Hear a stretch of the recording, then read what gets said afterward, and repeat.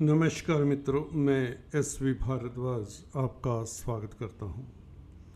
दोस्तों, 14 मार्च से सूर्य का राशि परिवर्तन होगा और चतुर्ग्रही राजयोग आपके छठे भाव में रिपु स्थान जिसे कहते हैं त्रिक भाव में बनेगा। सूर्य राहु बुध शुक्र के साथ संबंध बनाएंगे। जैसा कि आप देख रहे हैं, ये स्थिति होगी आपकी कुंडली की। आपके छठे भाव में ये 4 ग्रह किस तरह का फल देते हैं 28 तारीख तक। उसके पश्चात तो शनि भी यहाँ पर छठे भाव में आ जाएंगे, जिसका इंतज़ार आपको और हमें बेसब्री से है, क्योंकि शनि बहुत बड़ा राजयोग क्रिएट करते हैं जब छठे भाव में गोचर करते हैं।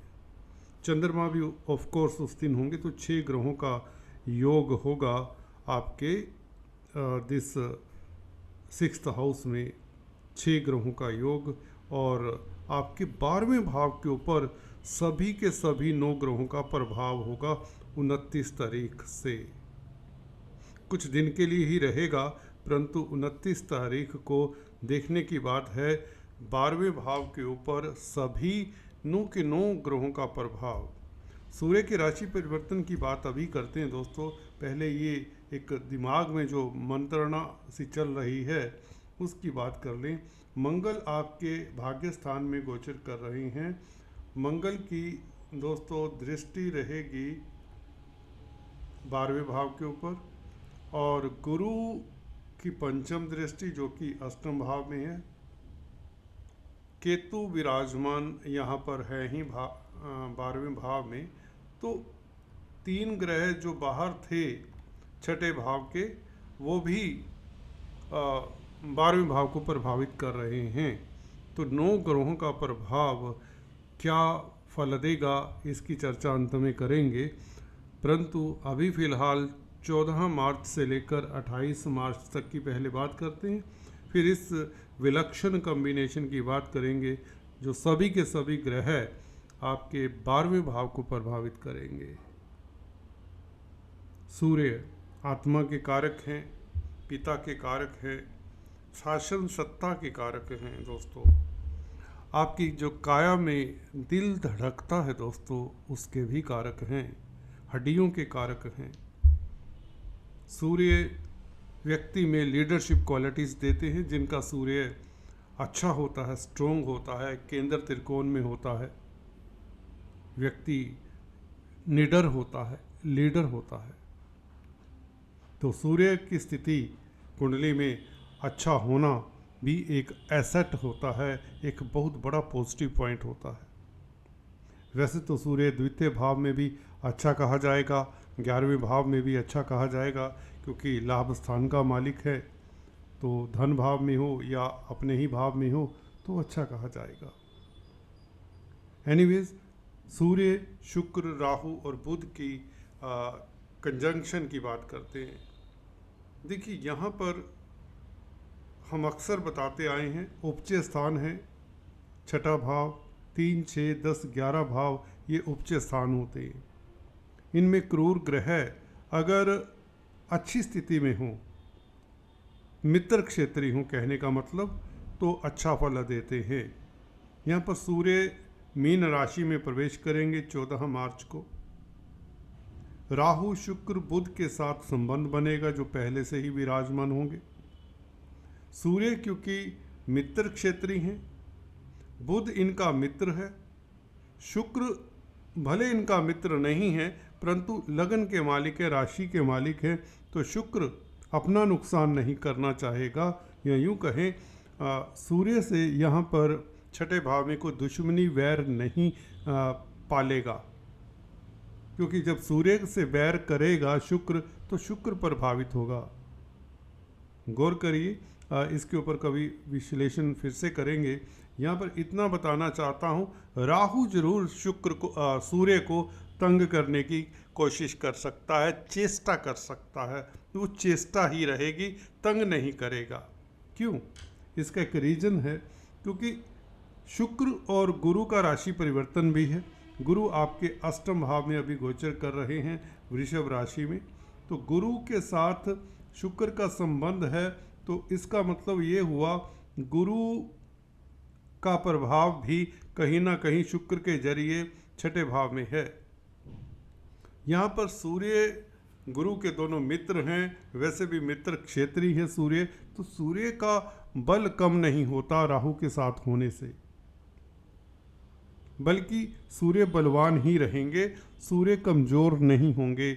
या कहने का मतलब 11वें भाव के फल आपको नेगेटिव तो नहीं मिलेंगे, अगर बहुत अच्छे नहीं मिलते। चलिए विश्लेषण करते इस तरह की स्थिति में हो क्या सकता है। देखिए, लग्नेश बुध के साथ है, बुध भाग्यस्थान का मालिक है, ये बहुत बड़ा नीच भंग राजयोग पहले से ही बना हुआ है। राहु साथी है, शुक्र और बुध का मित्र है। बुध और शुक्र ये दो ग्रह मित्र ग्रह नीच भंग की स्थिति में 12वें भाव को देख रहे हैं, जहां पर शुक्र की नीच की दृष्टि है, बुध की उच्च की दृष्टि है।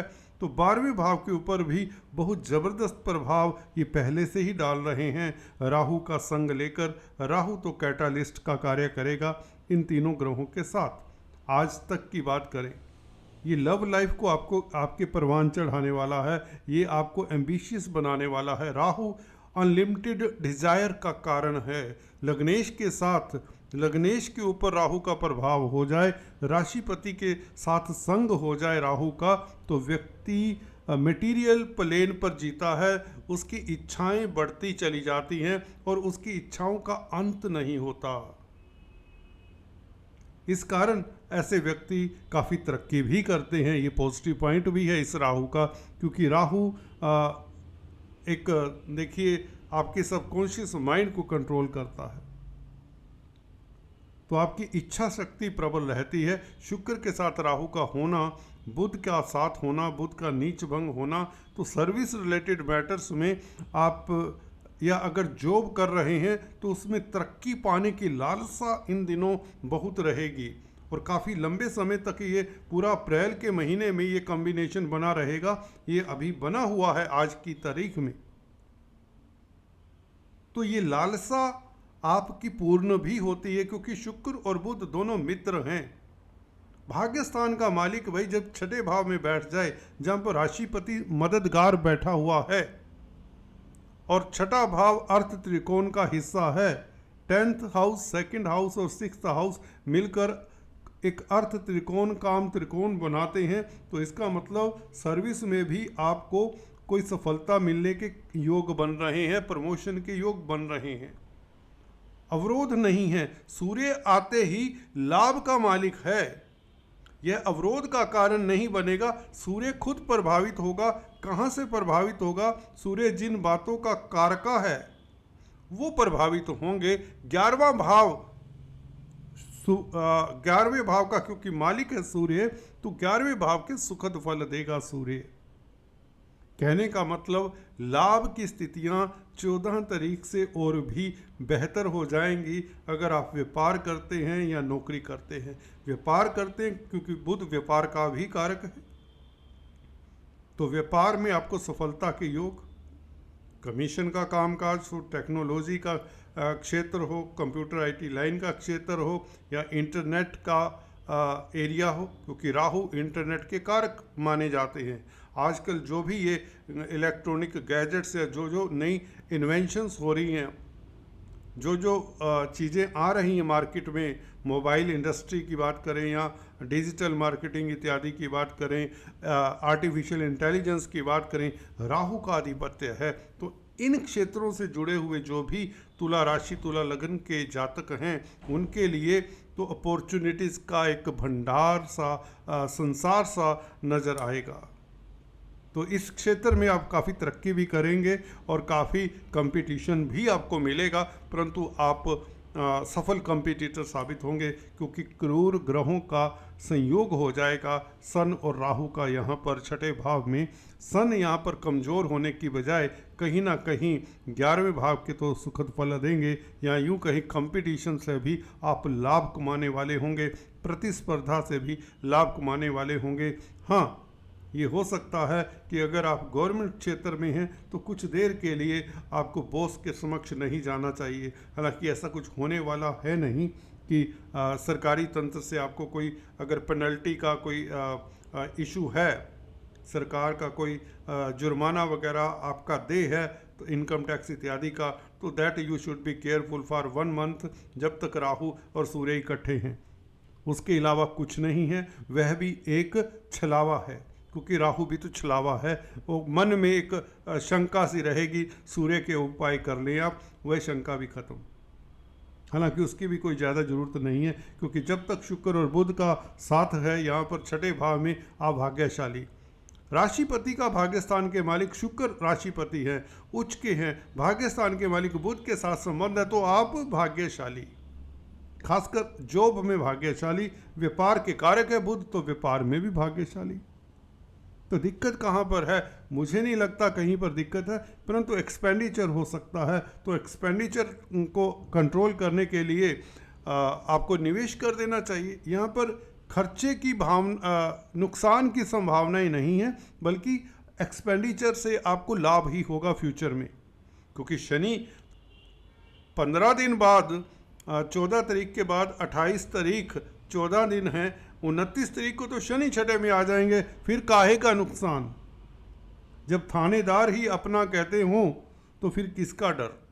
तो यहाँ पर शनि न्यायाधीश, बल्कि थानेदार की तो बात ही क्या, यहाँ पर जज हमारे साथ आने वाले हैं। आपके साथ जज रहेंगे 2.5-3 साल।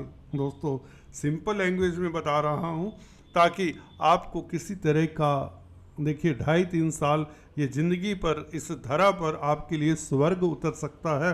हाँ, शनि ये कहते हैं कि मेहनत तो आपको हल्की फुल्की करनी ही होगी। हाँ, आपकी जो प्रॉब्लम्स हैं, जो पुरानी जो दिक्कतें हैं, उनका सॉल्यूशन ज़रूर दे देते हैं शनि। जो अभी तक रिस्ट्रिक्शंस रही हैं, लिमिटेशंस रही हैं, आदि व्याधि रोग कष्ट रहे हैं, तनाव रहे हैं, वो सभी का सॉल्यूशन आपको एक एक करके शनि मिल जाएगा।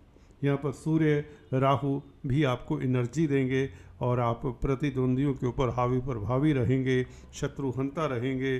कोर्ट कचहरी इत्यादि में भी आप ही की चलेगी, आपको कोई किसी तरह का भय नहीं होना चाहिए। इस चतुर्थ ये 4 जो ग्रह कॉम्बिनेशन बना रहे हैं 6th हाउस में, बल्कि 12वें भाव के ऊपर जो मैं बात कर रहा था 9 ग्रहों का प्रभाव होगा, इसका भी यही मतलब है कि विदेशी कामकाज में आप सफल होंगे। कुछ लोगों का अध्यात्म की और गहन इंटरेस्ट हो जाएगा, पराविद्याओं में इंटरेस्ट हो जाएगा। पराविद्याओं, तंत्र मंत्र रिद्धि सिद्धि में गहन शोध करेंगे। अपनी हॉबीज़ के साथ आपका समय बीतेगा। आप आइसोलेट होकर योगा मेडिटेशन में तन्मयता के साथ बिजी रहेंगे। बहुत अच्छा समय रहेगा। जो म्यूजिशियन है वो म्यूजिक में मस्त है, जो आर्टिस्ट है वो अपने कलाकृतियों में मस्त रहेगा, जो अध्यात्म में है वो अपनी प्रभु भक्ति में मस्त रहेगा। और जिनका कंजुगल लाइफ अस्त व्यस्त रहा है, उनका कंजुगल लाइफ भी उत्तम रहेगा। 9 ग्रहों का संयोग विदेश यात्रा तो करवाएगा ही करवाएगा, क्योंकि राहु बीच में सम्मिलित है। योगा मेडिटेशन के अलावा आप कुछ भी हासिल कर सकते हैं दोस्तों। इस तरह की स्थिति 12वां भाव आपके मोक्ष का द्वार भी खोलता है। अगर आपकी कुंडली में इस तरह के योग हैं तो आपको झलक आपके इष्ट देव की इस अवधि में कब हो जाए, किस पल हो जाए, ये निश्चित है, ये लिखा गया है, ये लिखा गया है दोस्तों। ये अप्रैल का महीना, अप्रैल के स्टार्टिंग दिन 29-30 तारीख तो खास रहेंगे। उसके पश्चात चंद्रमा जरूर आगे चले जाएंगे, परंतु 8 ग्रह 12वें भाव को प्रभावित करेंगे 2 अप्रैल तक, क्योंकि 2 अप्रैल को मंगल भी कर्क राशि में चले जाएंगे। उसके पश्चात 14 अप्रैल तक 7 ग्रह तो प्रभावित करेंगे आपके 12वें भाव को। तो 14 अप्रैल तक कुछ न कुछ खास आपकी ज़िंदगी में घटनाक्रम हो सकता है। और ये अप्रैल का महीना भी आपके लिए खास रहेगा। ये सूर्य का परिवर्तन 14 अप्रैल को होगा, उच्च के सूर्य हो जाएंगे।